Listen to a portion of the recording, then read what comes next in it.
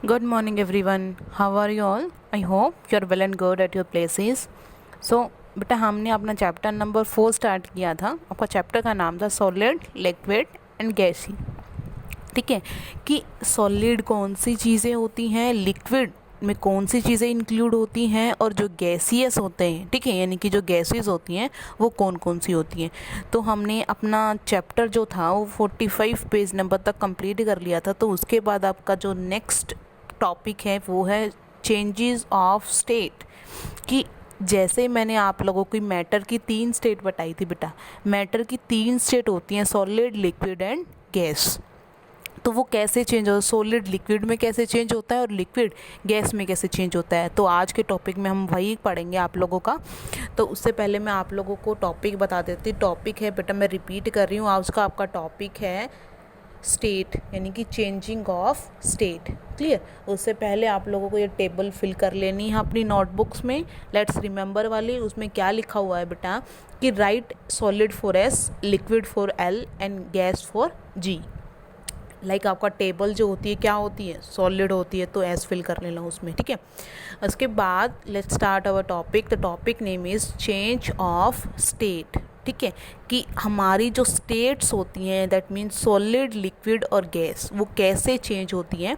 Firstly read out this, matter can change it form one state to another form. ठीक है, that means जो matter होता है यानी कि कोई भी सब्सटेंस या कोई भी पदार्थ एक स्टेट से, यानी कि एक सॉलिड स्टेट से टू अनोदर स्टेट में चेंज कर सकता है। क्यों? लाइक देखो एग्जांपल लो आप लोग, इसने बोला है बाद में पढ़ना कि मेल्टिंग क्या होता है। ठीक है, हम एग्जांपल लेंगे, when you take out an ice cubes. ठीक है, तुम आइस क्यूब ले लो, छोटी छोटी जो आइस क्यूब्स होती हैं फ्रॉम द फ्रीज़र से, and leave at the room temperature. उसको कुछ टाइम के लिए रूम टेम्परेचर पर छोड़ दो, यानी कि कमरे में जहाँ भी आप बैठे रहते हो वहाँ रूम टेम्परेचर छोड़ दो। You will see that ice start melting into water. अब कुछ टाइम के बाद देखो कि जो आइस है वो पिघलना स्टार्ट कर देती है, जो बर्फ़ होती है वो पिघल जाती है। ठीक है, यानी कि वो सॉलिड से किस में चेंज हो गई बेटा, लिक्विड में। यही प्रोसेस आपकी क्या कहलाती है, मैटर चेंज, यानी कि जो स्टेट चेंज हुई है, यानी कि वो सॉलिड से जब लिक्विड में चेंज हुई है। क्लियर।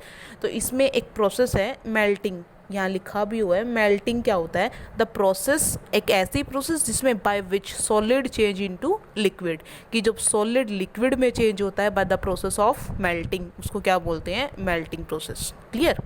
सेकंड है कि जैसे ही हम उस वाटर को हीट कर रहे हैं, which the water is heated up, उसमें से start to change into the vapours. वो जो लिक्विड को, यानी कि तुम लोगों ने शुरुआत में क्या लिया था, आइस क्यूब ली थी, यानी कि बर्फ़ ली थी, छोटे छोटे पीसेस ले लिए बर्फ़ के, उसको रूम टेम्परेचर पे रख दिया। रूम टेम्परेचर पे रखने के बाद बेटा वो क्या करती, पिघलना स्टार्ट हो जाती। तो उस प्रोसेस को क्या बोलोगे कि वो सॉलिड से लिक्विड में चेंज हो गई। ठीक है, मेल्टिंग के थ्रू।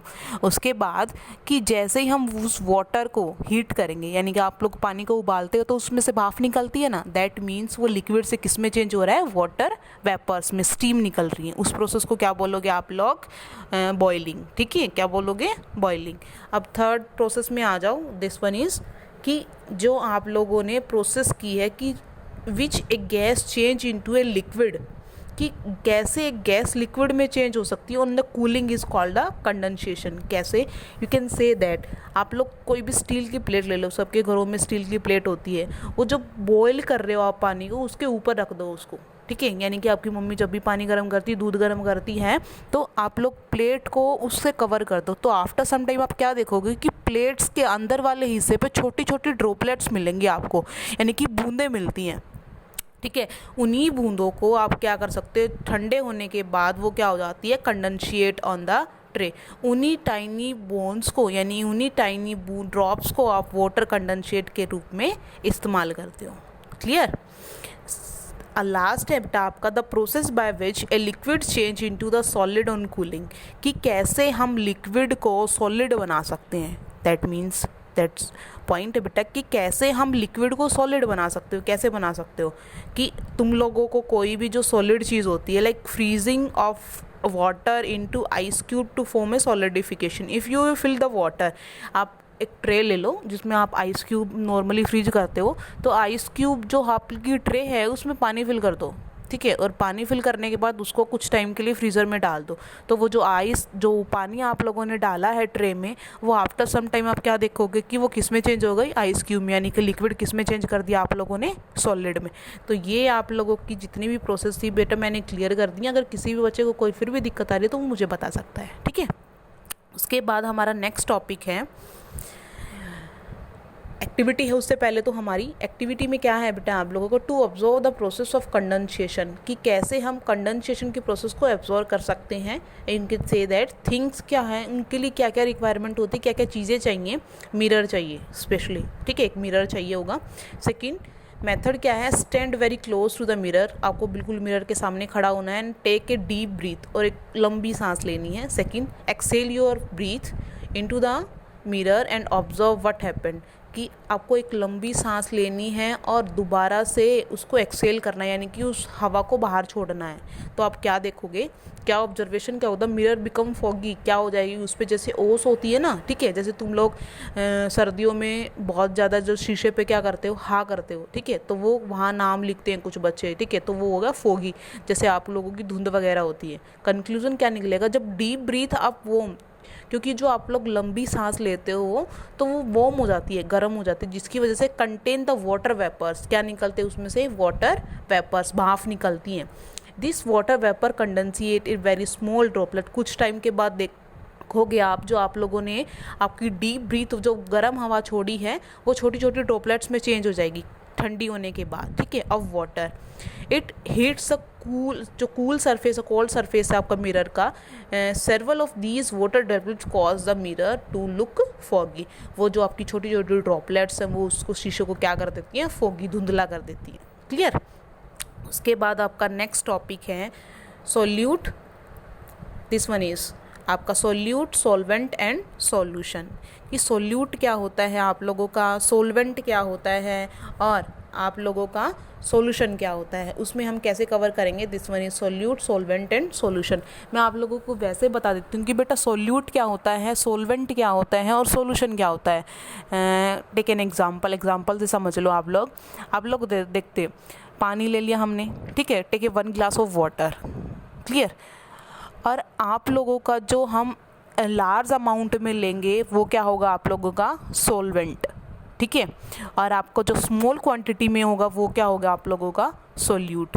आप लोग 1 ग्लास पानी लो, take a 1 glass of water and add some sugar, salt, you can say that, कुछ भी उसमें ऐड करो, ठीक है। जब वो दोनों चीज़ें उसमें मिक्स हो जाती हैं, सोल्यूट भी और सोलवेंट भी, तो क्या बनता है, सॉल्यूशन, एक सॉल्यूशन बनता है। You can say that sweet solution या सॉल्टी सॉल्यूशन, इसमें लिखा भी हुआ है, देखो, this one is solute, this one is solvent and this one is solution. अब डेफिनेशन क्या लिखोगे इसमें से, यहाँ से सोल्यूट क्या होता है, सोल्यूट होता है द सब्सटेंस, वो सब्सटेंस दैट डिजोल्व, जिसको हम डिजोल्व करते हैं यानी कि घोलते हैं, ठीक है, किसमें, सोलवेंट में। क्लियर। क्या बोलोगे, सोल्यूट को क्या बोलोगे, द सब्सटेंस दैट डिजोल्व जो करते हैं इज कॉल्ड सोल्यूट। और उसके बाद the substance in which the solute dissolve, कि वो सब्सटेंस जिसमें हम सोल्यूट को डिजोल्व करते हैं that is called solvent. And A solute and solvent together A form a solution. Clear. Example भी लिया इसने कि शुगर ले लो, मिल्क ले लो, और इज इक्वल टू क्या बन जाएगा, स्वीट मिल्क। यानी कि मैंने अभी बताया आपको, take a 1 glass of milk, ठीक है, आप लोग 1 ग्लास दूध लेना है, उसमें कुछ शुगर ऐड कर दो, ठीक है, शुगर ऐड करने के बाद वो दोनों की क्या बन जाएगा, एक सॉल्यूशन बन जाएगा। तो उसमें से अलग अलग आपको क्या करना है बेटा, शुगर हो गया आपका सोल्यूट, कम अमाउंट में लिया है आप लोगों ने, और जो दूध लिया है वो ज़्यादा अमाउंट में लिया है, तो वो क्या हो जाएगी आपका सोलवेंट।